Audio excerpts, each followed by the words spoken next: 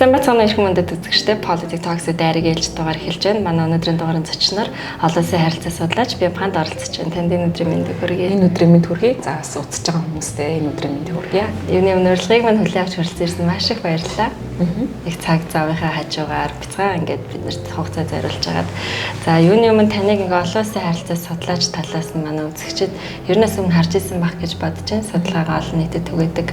Тэгээд хамгийн ихний одоо халуун сэдв, сошиал дөрөнж байгаа сэдвээс хоёлаа яриагаа эхлүүл ямар вэ? Одоо Оросын албаны улсын ерөнхийлөгч Путин манай улсад 9 сарын 2-ны өдрөө айлчлах гэж байна. Энэ талаар хоёр улсын найрамдалт харилцааны 85 жилийн халахын голын 85 жилийн зэрэг айн баярууд тогтцоод байна шүү дээ, тийм. Тэгэхээр Путиний ажил Монгол улсад өөр ямар ач холбогдолтой юм бэ? За ерөнхийдөө бол бид нар бас хойд хөршийнхөө засаглалын тэ улс төрийн шийдвэр гаргах бүтцийг бас ойлгох хэрэгтэй байдаг тийм.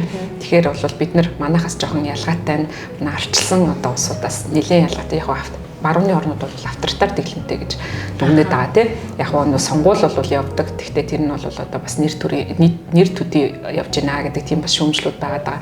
Ерөнхийдөө бас шийдвэр гаргалт төвшөнд бол нөгөө доороосоо биш одоо дээрээсээ шийдвэр гаргалтын төвшөө явдаг учраас дээд тал руугаа тийм дээд удирдлага топ левелда зөвшөөрөлтсөн асуудлууд илүү одоо тийм ээ биелэх боломжтой ийм зүйлүүд байгаад байгаа. Тэгэхээр бас нэг талаар бол яг нөгөө хүмүүс энэ нөгөө Украины дайтай холбоотой асуудлаар тийм ээ олон улсын эрүүгийн шүүх гэдэг асуудал нэлээд ярьж байгаа шиг байна.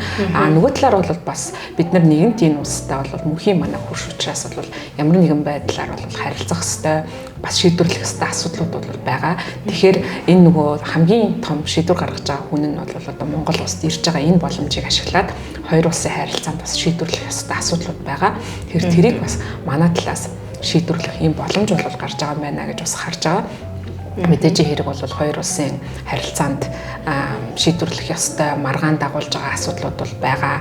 За дээр нь бол бас түрүүн хэлсэн тийм ээ мөнхийн хөрш учраас бол бид нар байнгын харилцаагаа хамтын ажиллагаагаа хадгалах нь бол манай улсын одоо үндэсний ашиг ашигт бол нийцэх ёстой ийм зүйл байгаа. Тийм учраас альва асуудалд хандахдаа бид нар өөрийнхөө үндэсний эрх ашиг маань юу юм бэ? Монгол улсад юу нь хэрэгтэй юм бэ гэдэг үүднээс бол харилцах ёстой гэж бол үзэж байгаа.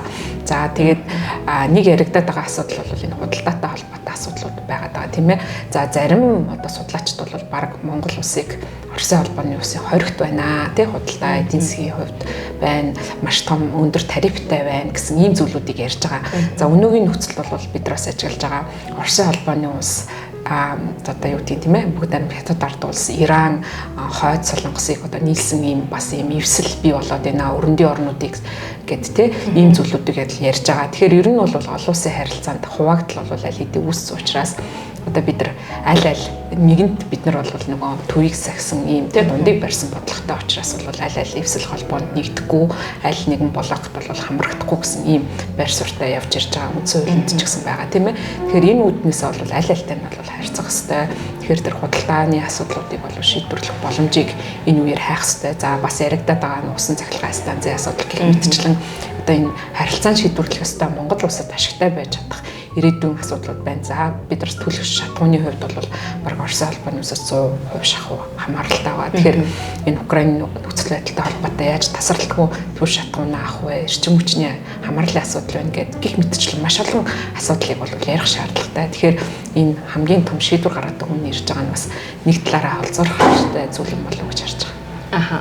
Манай Монгол улсын ерөнхийлөгч 2022 онд хаад хөршид айлчлахдаа мөнхийн найрамдлын 100 гэдэгтэй 100 жилийн бэлэгдэл болгоод Путин ерөнхийлөгчтэй маш олон тохироо хийж ирсэн. Түүний араас ерөнхий сайд оюун эрдэнэ Эгийн голын усан цахилгаан станцын төслийг хөдөлгөх асуудал яриад ирлээ гэд одоо магадгүй нэг улс төрийн талдаа энэ PR ч юм уу те эсвэл үнэхээр олон улсын харилцааны түвшинд энэ тохиролцоо байж чадсан уу гэдэг дээр иргэд бол маш их хэрэгэлзээтэй үлдсэн л дээ. Тэгэхээр магадгүй ийм түүхэн айлчлалын үеэр одоо том мега төслүүд одоо шинэ Эгийн голын усан цахилгаан станц ч гэдэг юм уу ийм төслүүдийн талаар яриа хэлцэр хийх боломж юу нэр байдаг юм бол практикт.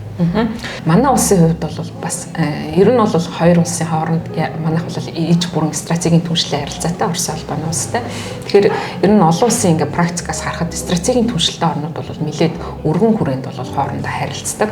За зөвхөн юм том айлчлалаар асуудлуудыг тохирохоос гадна бас нөгөө засгийн газар хоорондын комисч гэдэг юм ингээ шат төвшөндөө бол асуудлуудыг одоо тохироод явцдаг. За тэгээд яг тэр нөгөө томоохон айлчлалын үеэр бол одоо юу гэдэг гарын усыг зурах тий том юм одоо тийм зарлах шинжтэй тийм үйлдэлүүдийг бол хийдгээ гэсэн ийм одоо олон улсын практик байгаад байгаа байхгүй тийм ээ. Альва яг тохиролцсон асуудлаа одоо юу гэдэг олон нийтэд зарлах тийм илүү өндөр түвшинд асуудлыг авч байгаа гэдгийг харуулахын тулд бол ийм үйлдэлүүдийг хийдэг.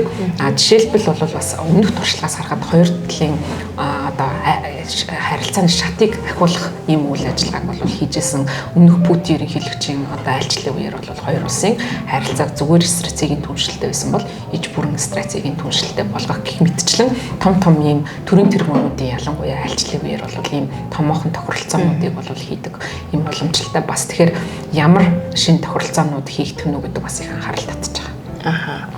Одоо манай Монгол улсад Монгол улс маань өөрөө олон улсын эрүүгийн шүүхийн одоо гишүүн орн байгаа дээ тий. Тэгтэл одоо манай хэвлэл мэдээллийн хэрэгсэл зарим судлаач нар юу гэж үзэж байна гэхээр олон улсын эрүүгийн шүүхээс Путинийг баримтлага одоо юм тушаалтай захирамж гарчаад байхад Монгол улсад айлчилж байгаа нь өөрөө Монгол улс эрүүгийн шүүхийн гишүүн байгууллагын хувьд энд одоо заавал ингээ Путинийг барьж өгөх үүрэгтэй үүрэггүй гэсэн бас нэг юм хуваагдал олон нийтэд үүсчихэж.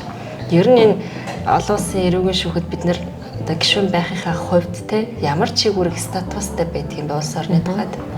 За Монгол улс бол 1961 онд нүүбэд илсэн.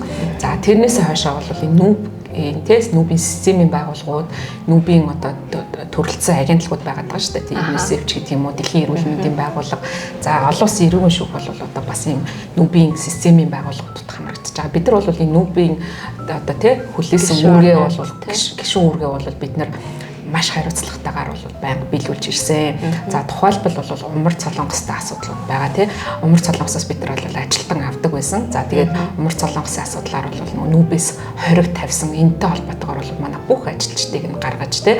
Яг нүүбийн өмнө хүлээсэн үүргээ бол бүрэн дүүрэн одоо гүйцэтгэж ирсэн ийм одоо сайн улс байгаад байгаа тийм ээ. За тэгээд дээрэс нь бол бид нар бас чадах чинээгээр нүүбийн хүрээнд тийм ээ олон улсыг хамарсан асуудлуудаар бол тогтоол шийдвэр бол санал гаргаж ирсэн ийм уламжлалтай. За жишээлбэл манай улсын хувьд бол нөгөө хөдөөгийн эмэгтэйчүүдийн асуудал бол мэдээж маш чухал байдаг учраас ийм тогтоол гаргаж байсан. За бүх нийтээрээ одоо юу гэдэг тийм ээ бичигтэн болох асуудал манай өөрөөр бол маш их хүн амын бичиг үсэг тайлбарлалтаараа дэлхийд бас өндөрт гардаг учраас бол бус орнуудыгаа урайлаад ийм 10 жилийг одоо гаргах тийм ийм тогтоол санаачлах гэх мэтчлэн маш их идэвхтэй бол явж ирсэн. Нүүбийн одоо болон тэр системийн байгууллагуудаас гаргасан тогтоол шийдвэрээс бол хизээч одоо биелүүлэхгүй байсан ийм удаа бол байхгүй байгаа.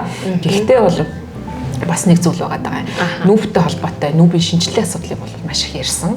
За энд бол одоо юу гэдгийг аюулгүй зөвлөлийн шинжилгээг бол хамгийн түрүүнд ярьдаг тийм ээ. Аюулгүй зөвлөлийн 5 гишүүн бол өөрсдөө энэ тогтоол шийдвэрүүдэд бол биелүүлдэггүй тийм ээ. Жишээ нь зөвхөн энэ Орос холбооны улс төрч биш. Америкийн хувьд бол нүүбийн тогтоолгүйгээр Ирак руу одоо тийм ээ дай хийжсэн ийм асуудлууд бол байгаад байгаа. Тэгэхээр энэ нүүбээс гаргаж байгаа дүрм журмууд бол хөрхий жижиг орнуудыг бол ингээд тийм биелүүлэхээс өөр аргагүй. Гэтэл их гүрнүүд бол өөрөөр ярих ашигт бол нийцүүлээд зөрчижсэн тохиолдлууд бол маш олон байгаа тийм ээ. Тэгэхээр бол яг би түр хэлээд байгаа Монгол улсын арх ашиг бол юу юм бэ? Мэдээж хэрэг бол Монгол улс нүүбийнхаа тэр олон улсын эрүүгийн шүүх энэ нэгдсэн байгууллагуудынхаа үүргийг бол биелүүлэх ёстой. Тэрийг бол ойлгож байгаа. Нэг талаараа бол бид нар бас энэ мөнхийн хөрштэйгөө харьцаж байгаа. Нөгөө манай аюулгүй байдлын гадаад орчныг тодорхойлж байгаа хоёр гол хүчин байгаад байгаа шүү дээ, тийм. Хятад, Оросын холбооны улсын хоорондын энэ харилцаа, за өрөндийн орнуудтай яаж харилцаж байгаа шалтгаалаад манай улс аюулгүй байх юм уу, цаашлаад тусгаар тогтносон ус байх юм уу гэдэг бүх юм энэс шалтгаалдаг болохоор бид нар бол үндснийхээ арх ашигын үүднээс бол асуудалд хандах ёстой л гэж харж байгаа. Ер нь бол манай Монгол улс бол төвөөс гисэн байр сууриасаа ухрахгүй гэдгийг бас энэ 2024 онд ерөнхийлөгчд нээлттэй зарласан тийм. Тэгэхээр дараагийн одоо тодруулмаар байгаа нэг бас нэг сонин тийм хандлага бас байна тийм. Хандлага гэж хэлэх юм уу эсвэл одоо олон нийтийн хүлээлт гэх юм уу. Украин, Оросын дайнаас хойш олон улсын геополитикийн харилцаа, олон улсын харилцаа, улс төрийн нөхцөл байдал өөрөө маш халуун болоод зогсохгүй. Европын албандаас эдийн засгийн томоохон хямрал нүүрлээд байна. Тэгээ энэ цаг үед одоо манай Монгол улс харьцангуй тогтвортой гадаад бодлого явуулаад байгааг энэ төвшөнд эдийн засгийн бас юм гүн хямрал төртөхгүйгээр яваад ирж байна гэж эдийн засгийн судлаачид бол үзээд байгаа. Тэгэхээр олон улсын харилцааны төвшөнд манай шиг юм хөгжингүй орны баримталж байгаа бодлого таны зүгээр судлаач хүний зүгээс харахад сайжруулмаар зүйл юу харагддаг вэ? За ерөөхдөө бид нар бас ингээд ковидын үеэр ч гэсэн харсан тийм ээ. Бид нар ч ер нь маш гадаадаас хамааралтай явсан байна. За Украины хямрал бол бас нөлөөлж байна тийм ээ. Бид нар Европ тал руугаа худалдаа хийхэд логистикийн хувьд ч гэсэн бас асуудлууд бол гарч ирсэн. За тэгээд өргөн хэмжээгээрээ бол бид нар бас энэ нүүбтэй холбоотойгоор Украин, Оросын хямрал дээр одоо бид нар ямар байр суурьтай байх уу гэж маш их тийм одоо тий дилемматай бол бид нар учирсан ийм хүнд цаг үед бол бид нар амьдарч байна. За тэгээд ер нь бол энэ Украины дайнч тэр за энэ бол зөвхөн тийм Украины дан гэхээс илүү бас өмнө нь явагдчихсан юм процесс байсан Орос Америкийн асуудал байна тий. Энэтэй холбоотойгоор бол дэлхийн ертөнцийн хуваагдах шинжтэй байдалд бол үүсэж байна. Ер нь ингээд нийт зураглалаараа харах юм бол ингээд олон улсын харилцааны нөхцөл байдал бол нэлээд ээдрэгтэй ийм нөхцөл байдал бол бид тулгарч ирээд байна. За тэгэхээр олон улсын харилцааны ингээд дэглэм одоо тий дэг журам өөрчлөгдөж байгаатай холбоотойгоор бол өмнө нь бид нар нэг төлөлтэй систем байсан гэж ярьдаг тийм ээ. Тэр нь бол Америкийн нэгдсэн улсад хамгаалсан. Тэгвэл одоо олон төлөлт дэглэм рүү яваад байгаа юм уу? Эсвэл хоёр их бүрэнтэй тий хоёр тулц тогтолцоо руу орж ийн үү гэсэн ийм асуудлууд бол судлаачдын дунд бол өрнөж байна. Тэгэхээр энэ үед жижиг ус яах вэ гэдэг бол маш их эцэгтэй. Бид нар бол хэдийн хугацаанд одоо энэ төвийг сагсан байдалтай байж чадахгүй гэдэг өөрөө бас том асуултын тэмдэг болоод байгаа.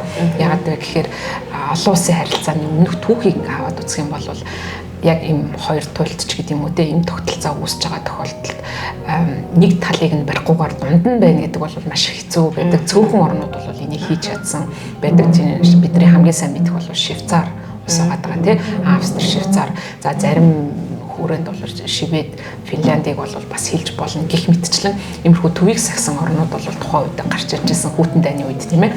Тэгэхээр одоо яг олон туйл тогтолцоо үүсэж гин үгүй юу гэдгийг бол бас ажиглах хэрэгтэй. Зарим одоо судлаачид бол олон туйл тогтолцоо үүсэж байгаа гэж үзэж байгаа. За миний хувьд бол илүү хоёр туйлт юм болов уу гэж бас харж байгаа. Ягаад тэгэхээр Оросын холбооны үүсч гэдэг юм бусад орнууд туйл байх хэмжээний хүч чадал бол хятадтай харьцуулахад бол байхгүй байгаа гэж харж байгаа.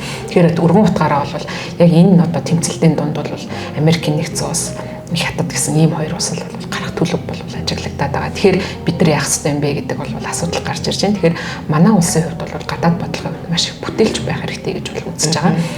Яг нь өмнөх бодлогод бол нэлээд сайн байж байгаа. Тийм учраас бол бид нар маш олон их гүрнүүдийн томоохон дэлхийн удирдагчдын айлчлалыг бол авж байна. Гэхдээ энэ бодлогыг бол зөвхөн ингээд айлчлалаар хязгаарлахаас гадна бодит үр дүн бол бид нар хэрэгтэй. Бүтээлч гадаад бодлого бол хэрэгтэй байна. Өнөөгийн ингээд хэдийгээр ингээд юу гэдэг гадны орнуудын сонирхол, ашиг сонирхол тодорхой хэмжээнд байгаа ч гэсэн тэр нь эдийн засгийн байдлаар бол баталгааж чадахгүй байна. Өөрөөр хэлбэл манай нөгөө явж ирсэн 3 дахь хөршин бодлого маань эдийн засгийн тал дээр бол одоо тий газар зүйн байрлалаас бас хамаарч байгаа. Тий амжилттай байж чадсангүй гэж бас хэлж болно тий failed гэж одоо хэлэх нь хайшаа. Гэхдээ амжилт бол сайн харагдахгүй байна. Оюут толгойн хөрөнгө оруулалтыг тооцох юм бол бодит гадны 3 дахь хөршин хөрөнгө оруулалт бол байхгүй байна тийм ээ. За эдийн засаг маань зөвхөн булуурхаагаас хамаарсан ийм байдалтай байна. Маш олон жил эдийн засгаа төрөлжүүлнэ гэж ярьсан өнөөдрийг хөтөлбөрт бол бид нар тийм дөрвтэй өөрчлөлтийг бол харахгүй байна тий. Тэгэхээр одоо бид нар яах ёстой юм бэ? Энэ чигээр ингээ байгаадах юм бол улмал нэг усаас одоо хамааралтай энэ байдал маань бол давмгаалах юм талтай байна. Өөрөөр хэлбэл ингээд дэлхийн одоо нэг юу гэдэг л та тий. Одоо олон улсын харилцааны чиг хандлага гэх юм бол бидний бас нэг аюултай байдал гэх юм уу тэр хит их гүрэнтэйгээ их ойрхон маш ойрхон байдаг. Хит их гүрэн бол ойрхон байхаар хажуу хавиргыгаа одоо ингэж хамж тэ тэр тойрогт оруулах юм магадлал бол байдаг байгаа.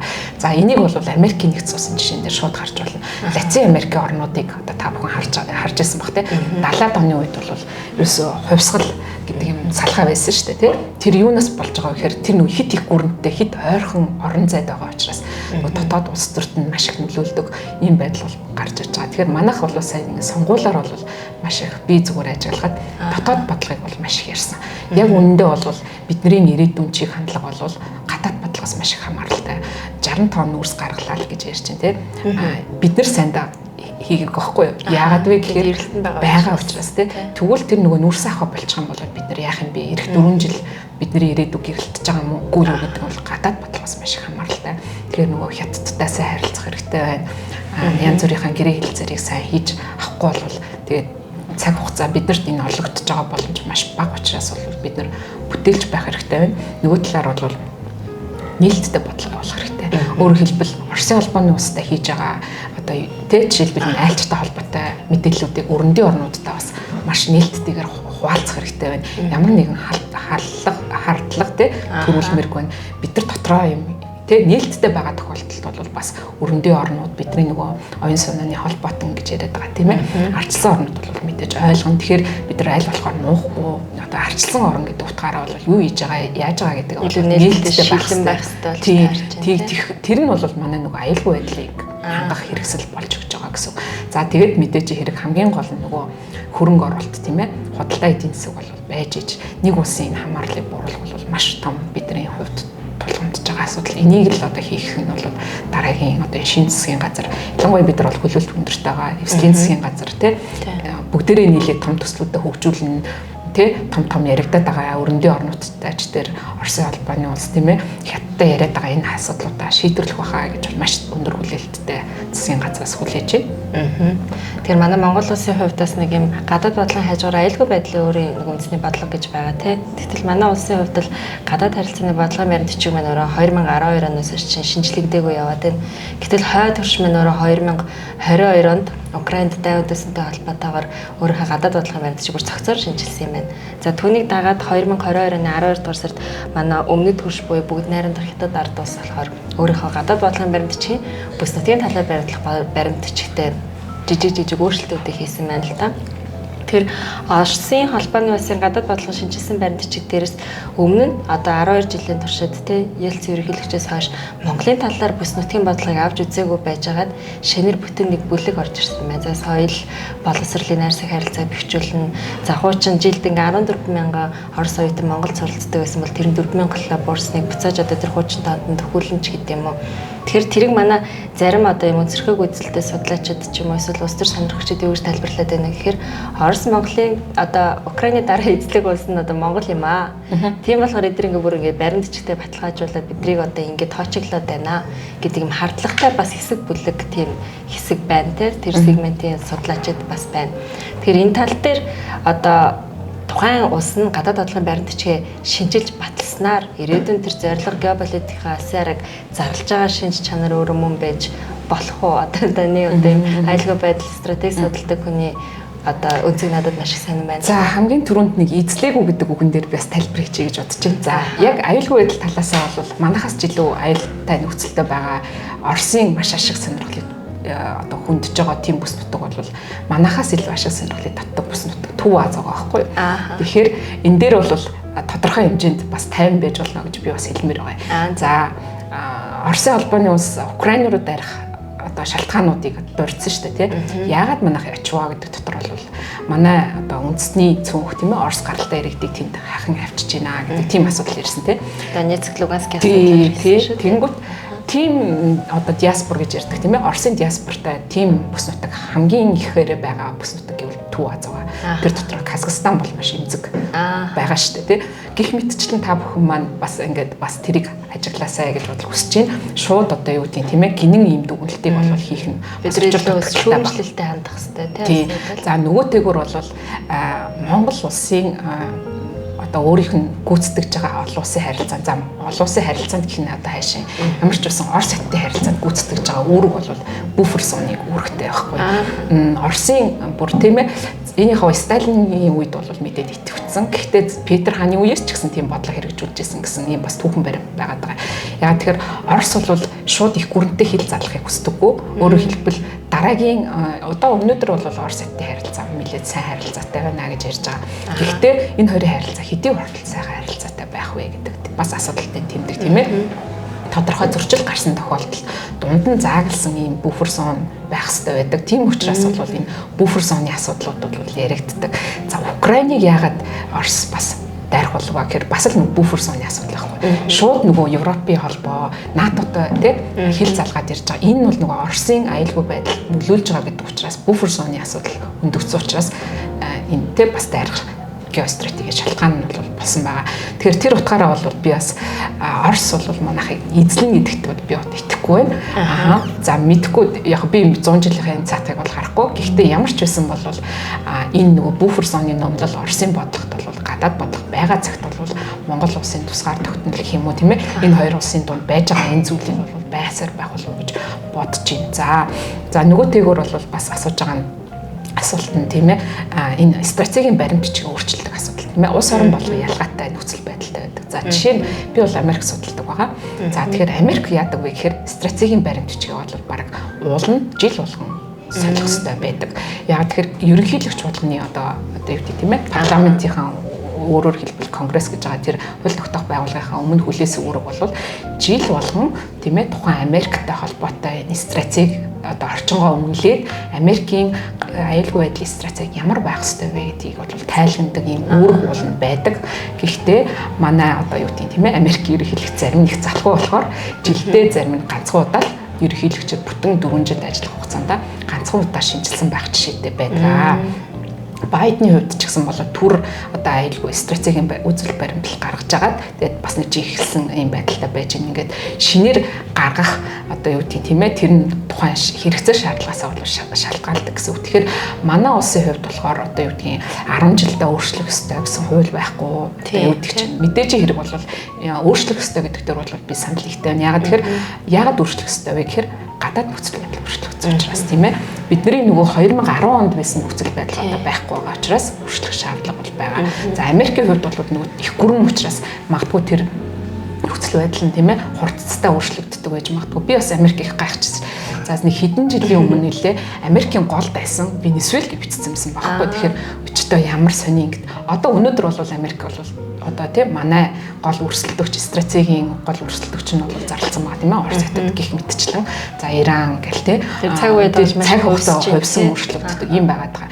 Тэгэхээр бид нар бол энэ циклээ яаж бидний хувьд ямар байх хэвтэй гэдгийг бол дотроо бас ярих хэвтэй гэсэн. Өөрөөр хэлбэл гэхдээ яг нөгөө энэ нөгөө аюулгүй байдлын ямыг бол юу тийм те бас их хурлын гишүүд ингээд их хурлаар бол батлагдчихж байгаа. Гэхдээ маш том бас хилцүүлгийг бол хийх хэвтэй. Тэр нь одоо юу тийм үлэсвэртэй судалгаатай байх хэрэгтэй.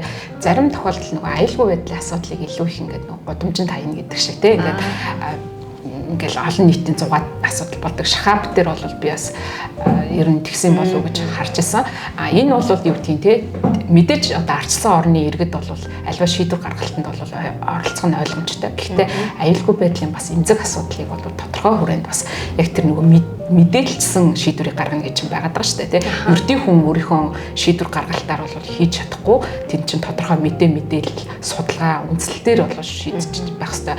Зүгээр л те шахаад хэлэх зүг үгүй юу гэж асуух бол утгагүй байхгүй тийм ээ.